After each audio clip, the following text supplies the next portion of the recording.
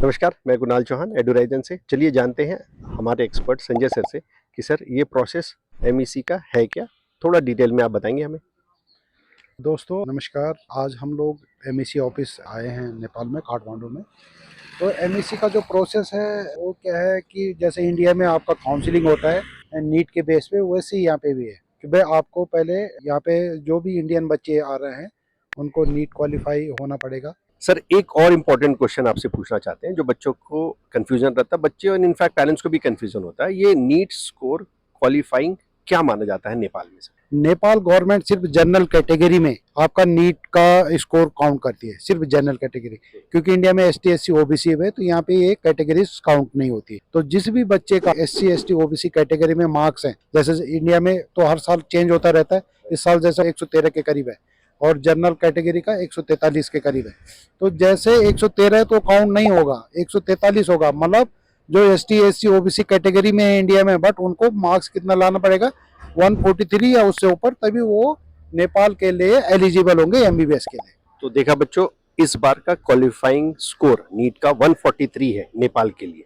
SC ST category को यहाँ पे क्वालिफाइंग नहीं माना जाता। सर एक और क्वेश्चन जो मेरे दिमाग में थोड़ी देर से चल रहा है, मैं अभी अंदर एमईसी का ऑफिस घूम रहा था, उनके नोटिस बोर्ड पे हमने फीस 75,000 यूएस डॉलर देखा। पेरेंट्स का भी ये कंफ्यूजन था, क्या फीस इतना ही है सर? इस पे थोड़ा सा जानकारी आप हमें हमारे बच्चों को भी दे सकते। देखो, नेपाल गवर्नमेंट ने सर कुछ ईयर्स पहले फिक्स किया है, क्योंकि कॉलेजेस का मोनोपोली था। कोई कॉलेज एक आर्बिट्रेरी वे से अपना फीस फिक्स करते थे, ठीक है, जो जहाँ पे बार्गेनिंग हो गया तो किसी का 50 लाख, किसी का 60 लाख, किसी का 75 लाख, ऐसे ये करके करते थे। तो नेपाल गवर्नमेंट एमईसी जो यहाँ का है, उन्होंने एक फिक्स कर दिया कि आपको पर कॉलेजेस का जो फीस है वो फिक्स कर दिया 75,000 यूएस डॉलर। ठीक है, तो मतलब आप किसी का भी एडमिशन करेंगे तो 75,000 यूएस डॉलर में करेंगे। बट क्या होता है कि कॉलेजेस को भी एडमिशन लेना होता है ना, उनके भी भाई आप पेरेंट्स को बोलेंगे 75,000 डॉलर, मतलब आपको 65-66 लाख के करीब, तो थोड़ा सा उनको ये लगता है अरे बहुत ज़्यादा अमाउंट है, क्योंकि ये फीस है। फिर आपको हॉस्टल भी होता है, फिर आपको फूडिंग का भी होता है, फिर आपका क्या अदर चार्जेस भी होते हैं, नॉमिनल चार्जेस। तो वो भी मिला के मतलब यदि आप 65-66 लाख रुपए करेंगे तो आपको मतलब अराउंड 75+ लाख रुपए जाता है। तो इसको कॉलेज क्या करते हैं, स्टूडेंट को अट्रैक्ट करने के लिए डिस्काउंट देते हैं इनिशियली, शुरू में। जैसे आप फरवरी मार्च से शुरू करेंगे एडमिशन लेना, तो आपको है भी मतलब डिस्काउंट ये लोग देते हैं। जैसे क्या है, कोई कॉलेज आपको 46-47 लाख में दे देगा, कोई कॉलेज आपको 50 में, कोई 52 में, कोई 55 में शुरू दे देगा। पर जैसे ही रजिस्ट्रेशन शुरू होता है तो फिर ये आपको जो फिक्स अमाउंट है 75,000 डॉलर वही लेंगे। जैसे इस साल हमने कई देखा कि बच्चों ने पहले किया नहीं, फिर आपका रजिस्ट्रेशन के बाद हमें अप्रोच किया, तो फिर वो बोल रहे थे जी हमें सस्ते में कराओ, सस्ते में कराओ। भाई हमने कहा सस्ते में होगा नहीं अभी, ठीक है, आपने पहले कराया ही नहीं, क्योंकि जो पहले करता है उसको कुछ तो एडवांटेज मिलना चाहिए। ठीक है, तो ये आपने बहुत अच्छा क्वेश्चन किया है। तो मेरे को लग रहा है जो मैंने अभी एक्सप्लेन किया है उससे सारे पेरेंट्स का जो डाउट है वो क्लियर हो गया होगा। सर इसी में एक और क्वेश्चन है, और आप जानकारी हमारे पेरेंट्स को भी दे दें जो नेक्स्ट सेशन के लिए आना चाहते हैं। इस सेशन तो आपने जैसा कह दिया कि अब एडमिशन्स क्लोज है, हमको डिस्काउंट नहीं दे पाएंगे। अगर बच्चों को अच्छा डिस्काउंट चाहिए तो वो मंथ आप बता पाएंगे कि किस मंथ में बच्चों को रजिस्ट्रेशन कर लेना चाहिए ताकि उनको एडमिशन लेने में और मैक्सिमम डिस्काउंट हम या एडवर्टाइजन की टीम दिला पाए? देखो सर, अभी किसी भी कॉलेज की तरफ से कोई ये ऑफर आया नहीं है सर, ठीक है ना। क्योंकि अभी स्टिल काउंसलिंग चल रही है। जनवरी महीने में बच्चे का यहाँ पे बच्चे आएंगे, क्लासेस शुरू होंगे, उसके बाद ही कॉलेज डिसाइड करेगा कि वो इनिशियली कितना डिस्काउंट दे पा रहे हैं, ठीक है ना सर।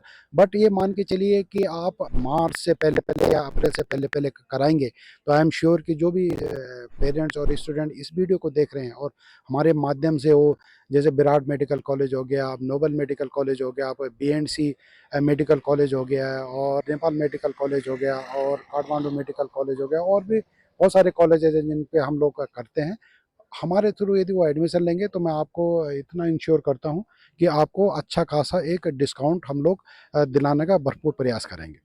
तो देखा बच्चों, अगर आप नेपाल में एडमिशन चाहते हैं तो please March April he right समय है यहाँ पे एडमिशन बुक करने का। बता दें कि ये जो आप 65 लाख, जो ऑलमोस्ट इंडियन रुपीज़ में 65-66 लाख के आसपास है, ये पेमेंट कैसे कैसे करना है? क्योंकि पेरेंट्स को ये भी कन्फ्यूजन होता है कि क्या ये पेमेंट पूरा एक साथ करना है, कैसे करना है? प्लीज़ सर इस पे भी गाइड कर दें। सर देखो, जो भी यहाँ पे कॉलेजेस हैं नेपाल में, उनका एक फिक्स क्राइटेरिया है कि पहले साल आपको 50 to 60% टोटल जो आपको जिस फीस में तय हुआ है उसका 50 to 60% आपको फर्स्ट ईयर देना है फर्स्ट टाइम में।